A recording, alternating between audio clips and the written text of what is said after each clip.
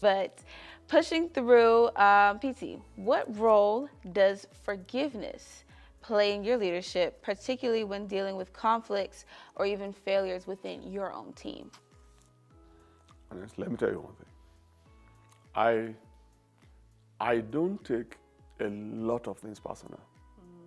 You know, I've said many times to our leaders, our core leaders, ministers, and pastors, that if I disagree with them, it's because of this work, not because it's a personal thing. You know, if I have a disagreement with you, Tammy, maybe it's over inside with PT or something else that has to do, not on a personal note. No, no. But the challenge we are facing today is that people always take everything personal. Do you understand what I'm saying?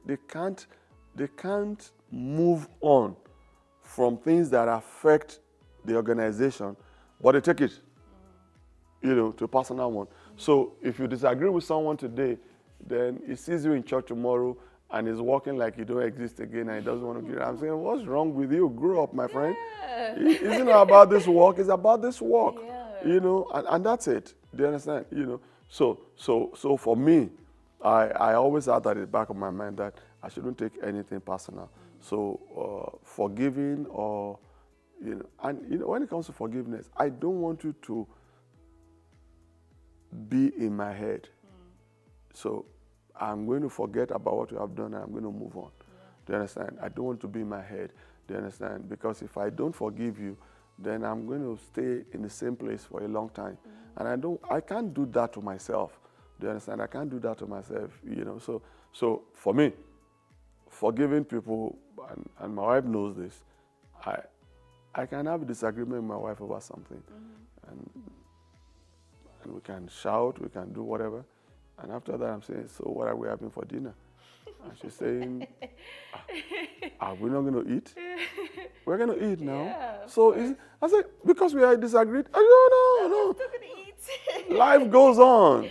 Yeah. What you've done is that you've shown me your side of the story. I've told you my side of the story. If we don't solve it now, we'll eventually solve it down the line. But guess what?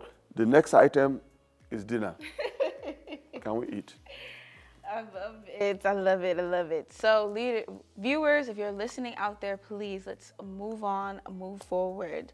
Now, still talking about the collaboration and team efforts.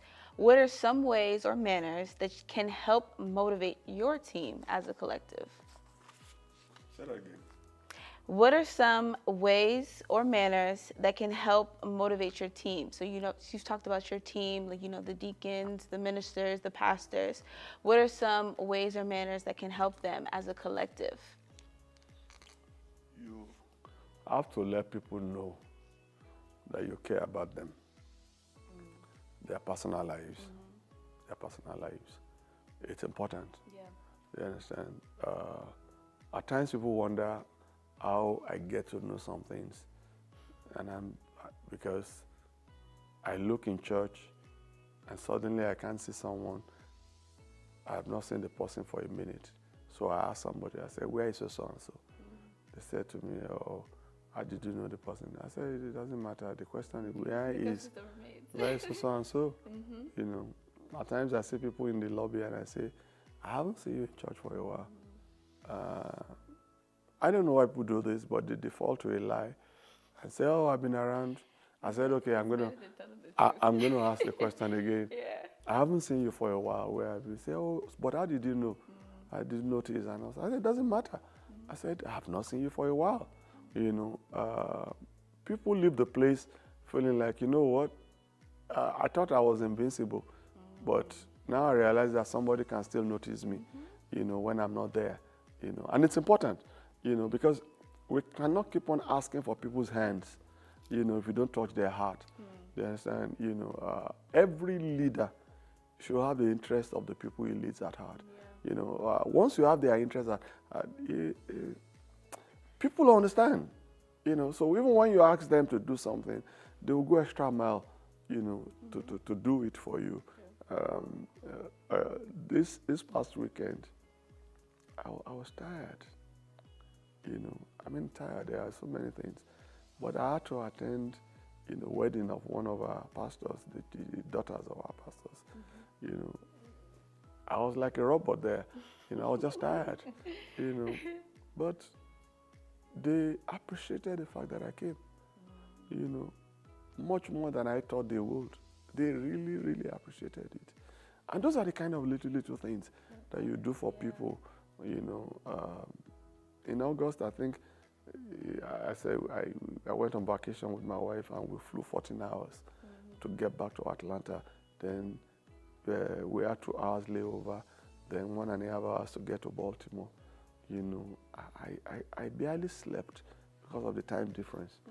And the following day, one of our members, they were celebrating a wedding anniversary, and I went there. Oh, wow. I couldn't feel my legs. Oh, wow. At the wedding, I told my wife, I said, I'm tired. I could not feel my legs. And the following day was going to be a Sunday. Do you understand? So I said, let's go. I said, okay, let's go. We were there for maybe an hour, 1.5 hours, or something like that. But after a while, I said, I need to go. I do those things to let people know that I care. I might not have stayed the number of hours you expected me to stay, but at least I showed up. Yeah. That's it. Honestly, for me, that matters a lot. Do you understand? That matters a lot. You understand? So as a leader, I use this to motivate my people. Let them know that I'm going to be there for you. I believe a lot in loyalty. I'm a very loyal person. I'm going to be there. I've had friends that have done some things that are not right. But I'm still their friend. People call me and ask me. I say, but they did this and that. What they did was wrong. I say, I know, but he's still my friend. They say, but what did you do? I said, what do you want? You want to kill them? I said, he's my friend. Yeah. He's my friend. When we're in the room together, I can tell him, and I will tell him, that thing you did is not right. You know that. But I'm here for you. Sure. I'm here for you. I believe that those are the things that people remember. And they say, if he's been there for me, I'm going to be there for him as well. Yeah.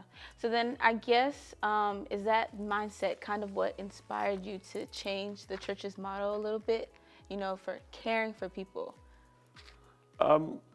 Partly, and the other part is that we did the survey, and there were so many points that people said we were doing right.